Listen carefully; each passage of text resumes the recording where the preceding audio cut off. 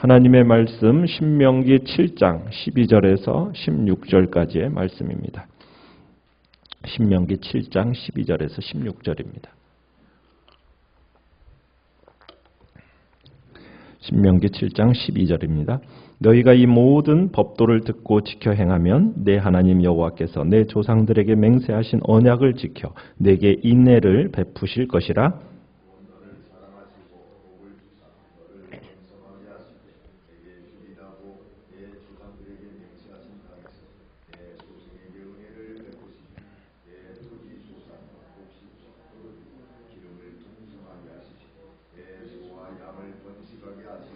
내가 복을 받음이 만민보다 훨씬 더하여 너희 중에 남녀와 너희의 짐승의 암수에 생육하지 못함이 없을 것이며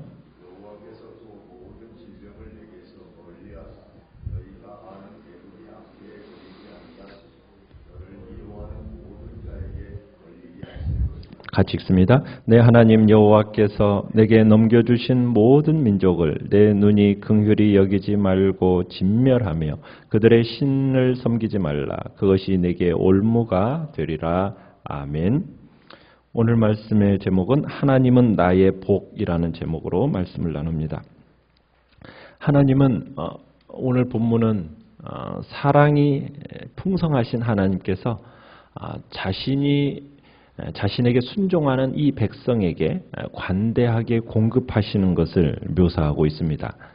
우리가 여기서 사건의 순서가 중요한데 하나님이 자신의 백성을 사랑하시고 선택하시고 구원하시고 하는 이 모든 일에 있어서 주도권이 누구에게 있습니까? 하나님이 쥐고 계십니다. 그러니까 이 모든 일에 그 백성들의 공로가 없어요. 하나님이 그들에게 헌신하시고 하나님은 백성들이 그에 대한 하나님의 이러한 사랑에 대한 반응으로 이 백성들이 하나님을 사랑하고 하나님과 맺은 언약을 지키기를 기대하고 계시는 겁니다. 그러니까 하나님은 만약 그들이 이 모든 법도를 듣고 지켜 행하면 어떻게 해주신다고요? 장차 그들의 필요를 모두 채워주시겠다고 지금 약속하고 계시는 겁니다. 그래서 오늘 본문에서 이스라엘이 지금 약속의 땅에서 하나님의 법도와 규례를 듣고 지키는 자에게 어떠한 복을 내려주시는가를 지금 보여주고 있는 겁니다. 이스라엘 백성들은 그렇기 때문에 순종이라는 것은 해도 되고 안 해도 되는 그런 선택사항이 아니에요. 순종이라는 것은 이스라엘의 번성과 생존에 필수적인 겁니다. 그러니까 말씀 순종과 민족의 번영이 지금 하나로 묶여 있는 것을 보게 되는 겁니다. 자, 그러면은 이스라엘이 하나님의 그 모든 법도를 지켜 행할 때 누리게 될 복이 뭔가? 첫 번째는 하나님의 법도를 듣고 순종하면은 자손이 번성합니다. 13절에서 소생에게 은혜를 베푸신다 할 때 하나님께서 자손의 번성과 그 다음에 땅의 소산이 풍성할 것을 지금 약속하고 계십니다. 그러니까 이스라엘 자신들이 번성함은 물론이거니와 물질적인 풍성함도 주시겠다라는 거죠. 그 약속의 땅에서 곡식과 13절에 곡식과 포도주와 기름을 풍성하게 할 것이다. 그러니까 농산물만 풍요롭고 생산될 뿐만 아니라 그 13절 끝에 보면 내 소와 양, 가축까지도 번성하게 될 거다. 소와 양이 번성하게 하신다는 거죠. 그러니까 백성이 번성함에 따라서 많은 식량이 필요할 텐데 하나님께서 땅의 생산력, 들의 생산력, 그 모든 이스라엘의 번성에 충분한 그 뒷받침할 수 있게 해주시겠다고 약속해 주시는 겁니다. 그러니까 주님의 백성은 뭐 하기만 하면 되는 거예요? 순종만 하면 되는 거예요. 순종만.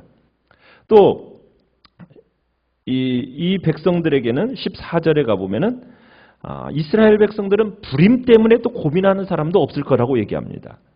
고대 사회의 가장 큰 저주가 뭐였느냐면 불임과 일찍 죽는 거였어요. 고대 사람들에게는 자손의 번성이라는 것을 신들이 내려주는 그 축복으로 여겼고 그것을 가장 중요하게 생각했어요.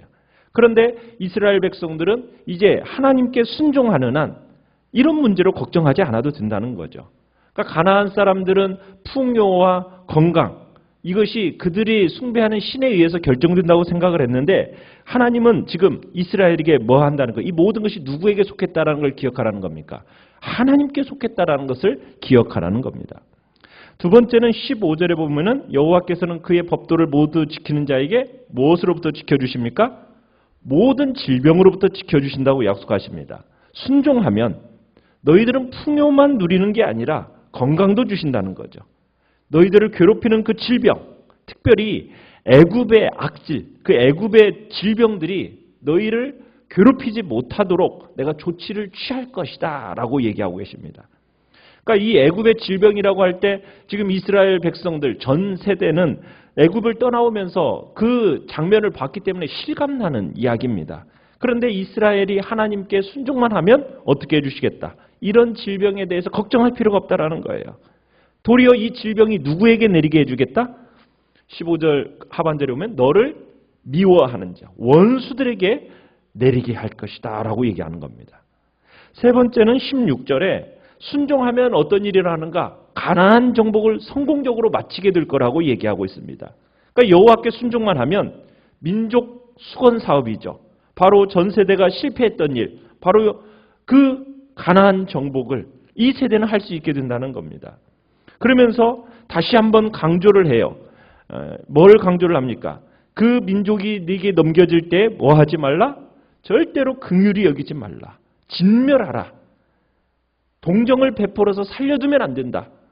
만약 살려두면은 그게 너희들에게 뭐가 되기 때문에 올가미가 될 것이기 때문에 그래서 이 말씀대로 순종할 것을 지금 요구하고 있는 겁니다. 그래서 하나님에 대한 믿음과 이들의 생존이 하나로 묶여 있는 것을 우리가 보게 되는 거죠.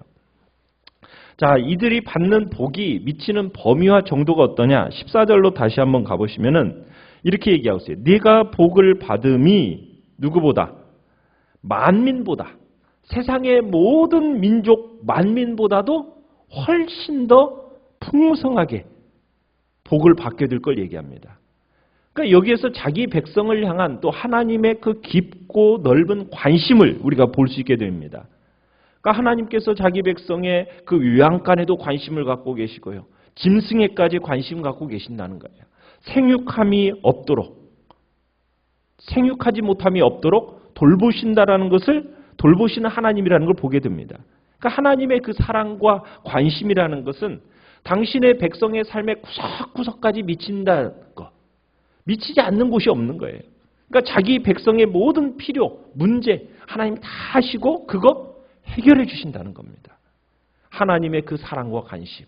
이렇듯 크고 넓다라는 거. 이것을 기억해야 된다는 거예요. 그런데 우리의 마음에는 이런 원망과 불평이 때로 있죠. 하나님이 나한테 관심이 있나? 과연 관심이 있으시다면 내 사정이 이렇게 하나님 앞에 숨겨지는 것이 왜 하나님 앞에 내 사정이 수리함을 받지 못하는가? 이런 부르짖음과 탄식과 원망이 또 때로 백성들의 하나님의 사람들 속에 나타나는 걸 보게 됩니다. 그러나 사람이 알지 못하고 느끼지 못할 뿐이지 당신의 백성을 향한 그 하나님의 사랑과 관심은 결코 멈춘 적이 없어요. 그러니까 우리가 지나온 삶을 조금만 주의 깊게 돌이켜보면 어떻습니까? 하나님의 그 섭리의 손길이 이곳저곳에 다 미쳐져 있다는 거 우리 발견하게 되잖아요. 우리가 잠시 좀 미처 생각지 못한 부분까지도요. 하나님의 손길이 그렇게 닿아가지고 아름답게 변화되었다는 거 우리가 발견하게 되지 않습니까? 그러니까 하나님은 자기 백성에 대한 관심이 지대하십니다. 이사야 선지자의 입을 빌리면은 이사야 49장 15절 16절에 이런 말씀을 하시죠. 여인이 어찌 그 젖먹는 자식을 잊겠으며 자기 태에서난 아들을 긍휼히 여기지 않겠느냐. 그들은 혹시 잊을지라도 나는 너를 잊지 아니할 것이라. 내가 너를 내 손바닥에 새겼고 너의 성벽이 항상 내 앞에 있나니. 그러니까 우리가 절망심을 느낄 때 우리의 눈을 더욱더 누구를 향해야 돼요? 우리의 눈을 들어서 하나님을 바라볼 수 있어야 돼요. 우리의 곁을 한순간도 떠나지 아니하시고 우리에게 뜨겁게 사랑을 보내시는 그 하나님의 관심, 그 관심에 우리가 응답할 수 있어야 되는 겁니다. 우리 성도를 향한 관심, 성도 자신의 관심보다도 하나님의 관심이 더 깊고 넓다라는 것을 우리는 고백해야 되는 겁니다. 우리의 삶의 구석구석까지 아름답게 변화시키는 그 하나님의 손길을 우리는 기대하고 우리는 감사하는 삶을 살아야 되는 겁니다.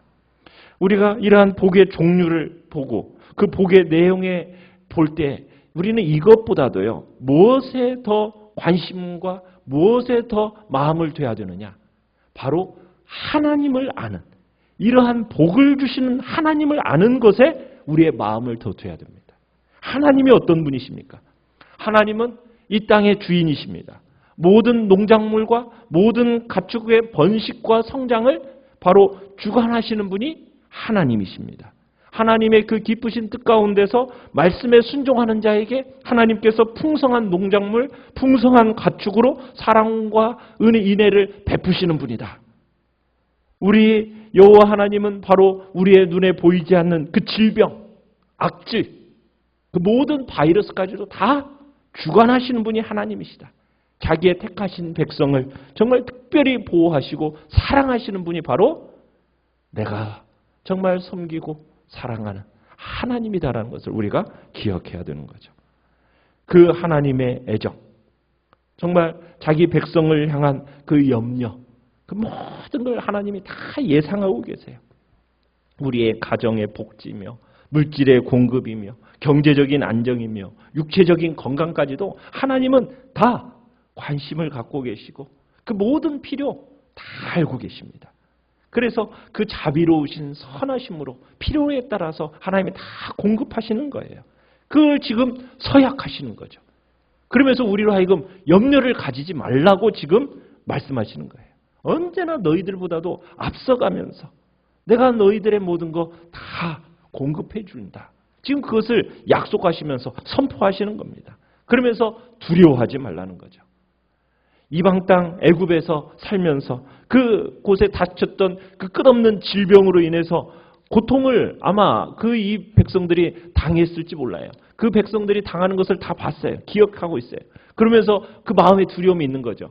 아, 우리도 새로운 땅에 들어가면 혹시나 저런 것과 똑같은 상황이 우리에게 벌어지지는 않을까? 그런 끝없는 두려움에 시달렸을지 몰라요. 우리에게 자녀가 없으면 어떻게 해? 우리가 굶주리면 어떻게 해? 우리가 혹시 아플지도 모르잖아? 이런 두려움에 대해서 하나님은 뭐라고 얘기하세요? 확신차게 하나님이 반드시 뭐뭐할 것이다. 너희는 언약을 지켜서 그 하나님을 사랑하고 그 복을 주시고 번식케 하실 것이다. 너희를 먹이시고 너희에게 보호하실 것이다. 지금 그런 확신을 심어주고 계시는 거예요. 그래서 우리는 이 땅을 살아가면서 두려움 없이 담대하게 이 땅을 살아갈 것을 주님은 말씀하고 계시는 거죠. 오늘 한날도 우리에게 참으로 이 풍성함을 약속하고 계시는 그 하나님을 더욱 깊이 알아가는 복된 자리에 있기를 간절히 축원합니다. 하나님이 우리에게 참으로 주신 것을 돌이켜보면서 감사하는 복된 하루가 되시기를 바랍니다.